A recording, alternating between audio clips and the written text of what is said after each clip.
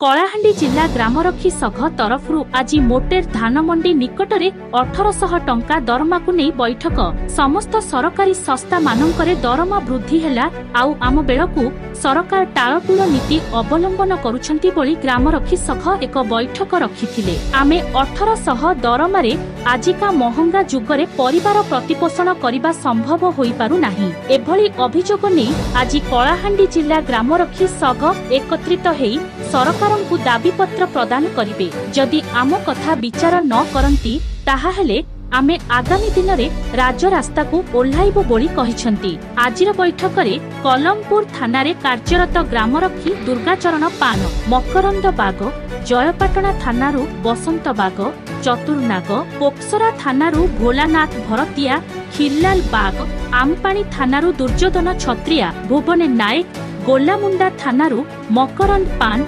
धर्मगढ़ थानारू विक्रम सुनानी प्रमुख उपस्थित थिले। डंबरू धर दुर्गांक रिपोर्ट ग्रामीण एक्सप्रेस लाइव। ओडिशार मुख्यमंत्री श्री युक्त मोहन चरण माझी को मोर नमस्कार एवं आमर पुलिस विभाग समस्त ऑफिसर मन को मोर नमस्कार। आज आम कलाहांडी ग्रामरक्षी माने एक बैठक करूँ। बैठक रे समस्ते आम उपस्थित रही आमर 1800 टंका दरमा केमिति पाइबू, 1800 जगार 18,000 टंका केमिति पाइबू, तार दरमा बुद्धि केमिति हबो एवं आम जेते परिश्रम कले भी तार फलाफल मिल पारु नाही।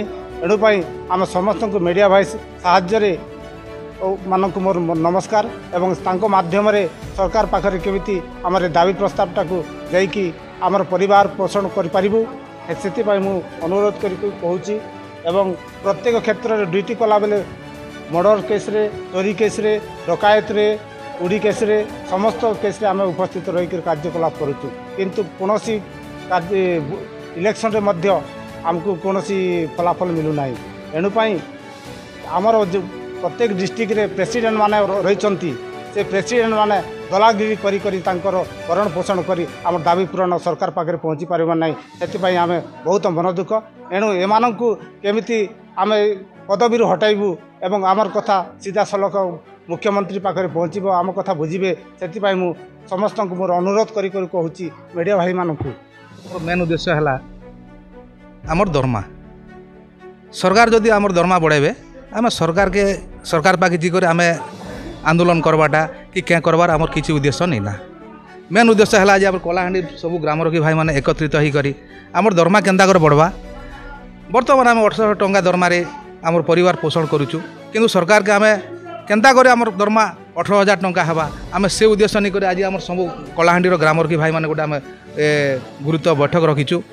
आउ इनर मेन उद्देश्य है सार आमर प्रशासन कौच ग्रामरक्षी माने ड्यूटी नहीं करवार, किंतु आम 30 दिन ड्यूटी करुँ।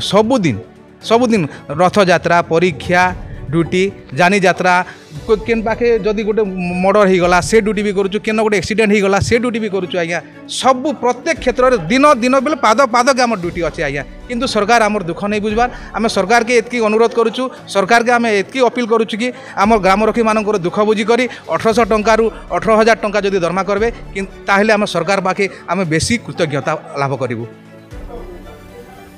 आम समस्त कलाहांडी ग्रामरक्षी भाई मैंने एकत्रित हो कथा सरकार को आम बेसी अनुरोध करूँ आज्ञा आम दरमा केमती बढ़ो। जदि सरकार आम डाक न शुणव सार ताहले आम राजरास्ता को ओह्लैबू आज्ञा, राजरास्तार आम आंदोलन करूँ आज्ञा। हाँ यहाँ आमर शेष निष्पत्ति सार। धर्मगढ़ थाना आउ जड़े जीआर आज के दीर्घ 24 वर्ष 25 वर्ष है कौन सी आमर दरमा वृद्धि होना। नवीन सरकार थिले भी मध्य मार्च रे हवा, मे रे हवा, जानुआरी रे हवा बोली आमके 24 वर्ष मध्य बीती गला तांकर शासन गला मध्य आमर कोनोसी किछि हला नै। वर्तमान एबे मोहन माझी मध्य मुख्यमंत्री एबे जन अछन से माने भी कहउछन जे आमे ग्राम रखी काना जे आमे जानि नै पारबारता।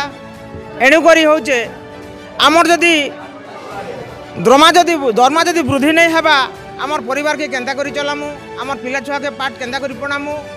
फिर पुणी मोहन माझी कहउछन जे नहीं सुभद्रा योजना रे मध्य जीआर मान को दिया नहीं जाऊ। एमती करी समस्त तार माने आमर जिनिस पैसा पतर के आमके काटी दउछन हेले आमे परिवार केन्ता करी चलामु। एणुकरी मु सरकार के अनुरोध करुची जे आमको जेनटा दरमा वृद्धि करबार अच्छी शीघ्र करन जदि नहीं तो हमके बहिष्कार भी कर दियन एतकी मोर कहवा कथा। आमो चैनल को लाइक एवं शेयर करंतु। ग्रामीण एक्सप्रेस लाइव गाँव रे हेउ बा सहर रे सर्वदा आपणक साथी रे